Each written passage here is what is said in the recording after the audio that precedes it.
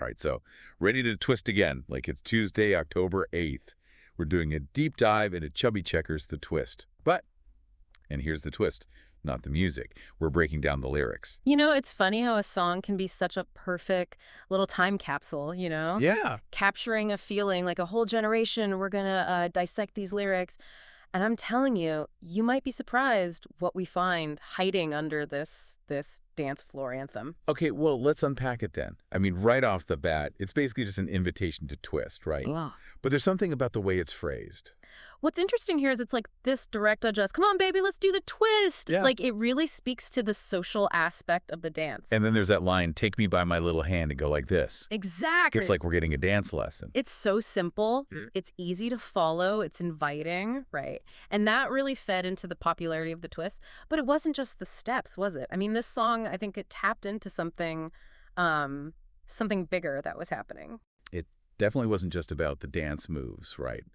There's this whole other layer to these lyrics. Like, for instance, he mentions his father's asleep and his mother is nowhere to be found. Right. Is there a little hint of rebellion that we're hearing in these lyrics? It's definitely possible, right? If you think about it, this is the early 1960s, a time of massive cultural change, and young people, they were looking for ways to express their independence, to break away from tradition. And even though it's subtle, those lyrics, they sort of feed that feeling. And it's not like they're twisting quietly either. He says, we're going to twisty, twisty, twisty till we tear the house down. Right. Like there's so much energy. It speaks to this youthful energy and exuberance, maybe even a touch of defiance, like this new sound, this new dance. It was shaking things up literally, and it really resonated with people. Okay, but what about this? He keeps saying like round and round throughout the song, the repetition of that. What do you make of that? That's a great question. On one hand, it just mirrors like the actual dance move. But it also, I think, really emphasizes this repetitive, almost trance-like nature of the music, right? Right. It wasn't a dance with intricate steps. It was about letting loose and getting lost in the rhythm. Right. Just letting go. Yeah. And speaking of letting go, he also says, my little sis, she really knows how to rock. She knows how to twist. I love that detail. Because it really shows that, you know, the twist was for everybody, young and old. No. And, you know, back then, that was a big deal. It makes you wonder, though, right? He mentions Little Miss, and then later on, it's like, Little Sis. Is he talking about the same person? That's a really interesting point. It's not totally clear, is it? I mean, Little Miss could be a sister. Right. Or it could be, you know, any girl that he's inviting to dance. Yeah. It was a common term of endearment back then. Okay. But it is interesting how these kind of, like, subtle choices can really change the way we interpret a song. That's true. Yeah. Okay, well, we've talked about the lyrics a lot, but we can't ignore the elephant on the dance floor. Right. The dance itself.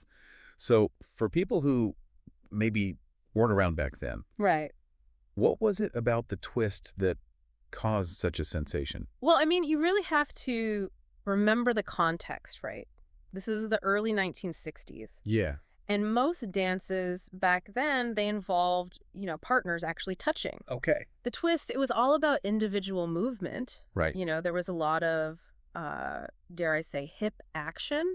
It was pretty scandalous at the time. No way. Really? I mean, it seems so tame by today's standards. Exactly. And that's what's so fascinating, right? It shows how much times have changed. Right. This song, this dance, it was pushing boundaries, even if people didn't quite realize it at the time. And it paved the way for so much more, you know, expressive, even rebellious dance moves that came later in the 60s and 70s. So we've got this youthful rebellion. We've got a catchy beat, a hint of scandal. It's really no wonder that this song became such a phenomenon. It's true.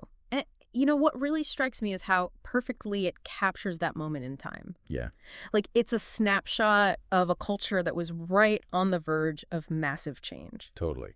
But there's also something else, isn't there? Yeah. We've talked about the rebellion and pushing boundaries. Right. But when he sings about twisting round and round, getting lost in the rhythm, couldn't that also be kind of a form of escape? Oh, absolutely. That's a great point. Yeah. You have to remember the social and political climate of the early 60s, right? Yeah. I mean, the Cold War, the threat of nuclear war, racial tensions, music and dance, they provided an outlet. Right. A way to just forget about your troubles for a little while and lose yourself in the moment. That's a really interesting point. So it's not just about rebellion, right, but also about finding a little bit of joy and release. Exactly. In a world that probably felt very uncertain. Yeah. It really is amazing when you think about it. It is. How these songs, I don't know, they're more than just songs, right? No, absolutely. I mean, they capture a whole moment in time. Yeah. You know, the hopes, Yeah. the fears, the anxieties of a whole generation. And it's easy to forget that. It is. It's so easy to just hear a catchy tune Right. and not really think about what it means. Exactly. Yeah. And that's, I think, what makes doing these deep dives so rewarding. Yeah. Because you start with something that seems so simple, Yeah. like a dance song, Right. but when you really dig in, Yeah. you uncover all these layers of cultural significance. It's like you said earlier, they really are like these little time capsules. They are. They really are. And it reminds us that even something as seemingly trivial as, as pop music Right. can give us this amazing window into the past. Totally. Well, on that note, Yeah. we'll leave our listeners with this thought. Yes. What about your favorite songs? Ooh, good one. What do they tell us about the time that they were written? Food for thought. Until next time, keep on twisting.